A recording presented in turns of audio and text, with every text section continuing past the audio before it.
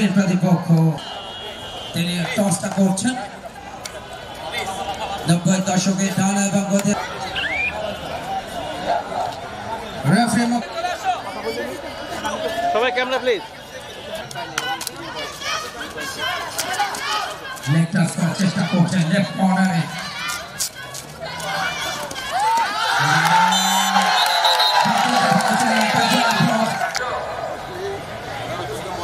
all out দর্শক সমর্থক গোপালগঞ্জ জেলা দলের তালিকাটা প্রয়োজন আমাদের কমেন্ট বক্সে যথেষ্ট উত্তেজনা বিরাজ করছে এই ম্যাচকে কেন্দ্র করে শক্তি পরীক্ষা বেশ ক্ষিপ্রতা রাইট কর্নারে ভেতর ঢোকার চেষ্টা করছেন বক লাইনের আশেপাশে মাঝে মধ্যে ঢুকছেন বক লাইন ক্রস করে এবং বোনাস সহ 2টা পয়েন্ট এবং 5-5 উচ্ছ্বসিত খেলোয়াড়েরা বেশ উচ্ছ্বসিত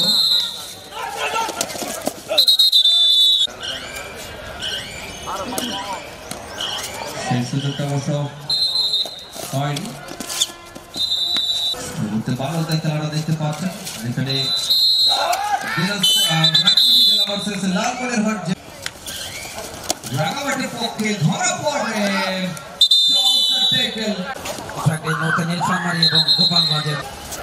খেলা চলছে বালক বিভাগের স্ক্রিনে আমরা দেখছি যেখানে 15-3 পয়েন্টের ব্যবধানে রাঙামাটির বিরুদ্ধে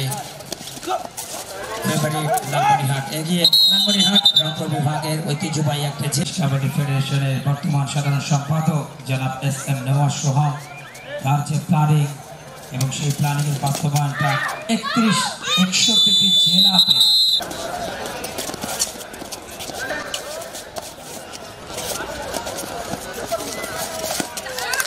জেলাতে খেলা শুরু হয়েছে প্রথম এই অনবদ্য আয়োজনের তারুণ্যের উৎসব 2025 নতুন বাংলাদেশ গড়ার লক্ষ্যে বর্তমান সরকারের যে ভিশন এবং সেই ভিশনটাকে সুপার ট্যাকেলের জন্য ট্রাই চলছে গোপালগঞ্জের শক্তি বেশি নাকি নীলফামারীর শক্তি বেশি তারাই বি গ্রুপ থেকে চ্যাম্পিয়ন হয়ে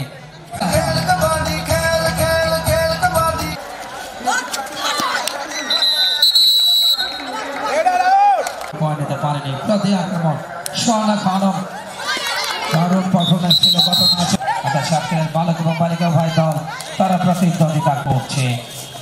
প্রতিপক্ষের বিরুদ্ধে প্রতি আক্রমণ চমৎকার ব্লক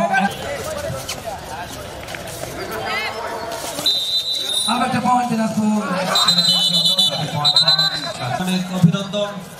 দিনাজপুর জেলার এই চৌকস খেলোয়াড় তাহমিদকে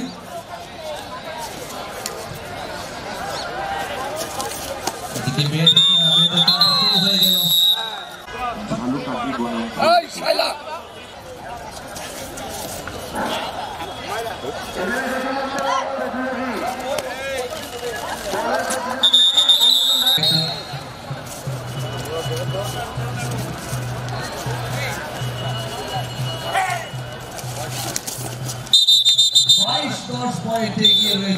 কাবাডির অনবদ্য আয়োজন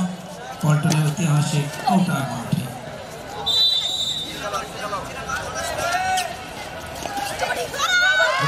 কোনো সুযোগ নেই এই ম্যাচ জয়লাভ করা চমৎকার দারুণ ভাবে রেড করে অবশ্য পরামর্শ দিয়ে দিচ্ছেন কিভাবে কি করতে হবে নার্ভটাকে কন্ট্রোল করে কিভাবে খেলতে হবে